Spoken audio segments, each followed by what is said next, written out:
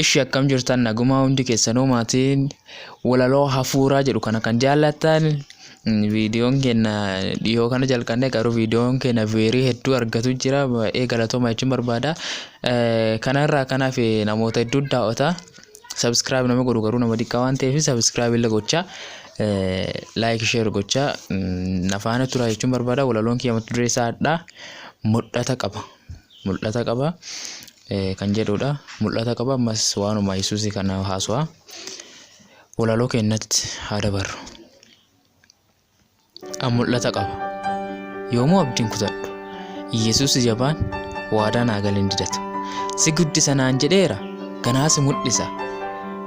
jedhee waadaa naa galeera ankanaa safaana rukkisa hantuulla teetu donsaa gammachuu ta'e moo rakkinna kana mara keessan darba Yesuus naate ajabinna sheexanni karoorsullee ana lafarraa balleessuuf fuudhee naan ka'ullee waaqa jiruun eessa lanan geessu natti ergaa hafuura fi jajjabeessaa dhugaa kiyya kanaaf humna ta'u foora lubbuu tiyya kanaafuu ani isa qabaata inni naaf dubbata an mul'ata kiyya akkan dhaaluu dadhabaa ifirraa nan fageessu kunooti yoomuu na biraan fagaateen deemu inni addeemara jira inni alfaa fi omeegaa jalqabaa fi dhuma Yesuus waa hunda beekaa hin dogongoru gonkumaa akkana naan jedheeruun an silaayeessaa bada yennaa gargaaruu fedheeru anatti hin barbaadu sababa eegaa takkaa si filate waan godhetti hin gaabbu inni takkaa eega jaallate deebi'ee nama hin jibbu sitti amanuun kiyyaa ani hin qabu ceebbu si tajaajiluu fedhaa waggoota hedduu eegaa akkas naan jedhee an akkamiin jabaadhu waan na gargaartuuf abbaa kiyya yoomuu ulfaadhu waan jedheen didu Yesuus mootiin waadaa tolan galu kenna waaqa afaanii mooti atoorra si jibbanullee deebitee jaalatta rakkoo isaan qabanu itti sittee gaafatta jaalalli isaa dhuma hin qabu mootummaa isaan xummuramu kalafaa gubbaallee addee hunda sodaatamu kanaafuu isa akkasii qabaata lubbuun tiyya gammaddi bee Yesuus Kiristoos duutinoota sodaatti duuti meeqa nyaatteetti ta biyya lafaa mootota ta du'ee injifate isa qofa leenci golgoota awwaan qabu mararraa lubbuun tiyya isa jaalatti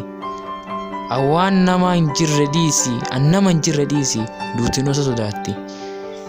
si gargaaruu yoo fedhe sitti hin guuru sababa ka isaa dhuma hin qabne ana mul'ise jaalala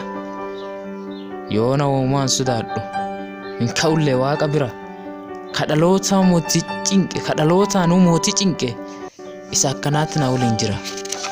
ayyoon an sodaadhu hin ka'ullee waaqa bira kadhalootaan mootii cinqe isa akkanaatti na waliin jira an gargaarsa isaa hedaa ka inni na gargaare aduwwamaa hin godhin mucaa fiitiin tolna jaallate gubbaarraa gad dhufe baduu kiyya jibbee waan natti gaara ta'e dhufee tolche dibbee gubbaarraa gad dhufe baduu kiyya jibbe waan natti gaara ta'e dhufee tolche dibbee keessa olmaa isaan dedhu kanarraa inni dhiqe cubbuu inni narraa dhiqee jennaan tiyya foora argatte lubbuun ati waaqa jaalalaa mootii saba hunda galatoom Yesuus waan naa goote hundaaf. Subscribe gadi santuqa like share copying godha hiriyata keessan ergaa galatooma. Akka bira dhufanii harka duwwaan galanu nama fiisa soora jumaan beelowanu.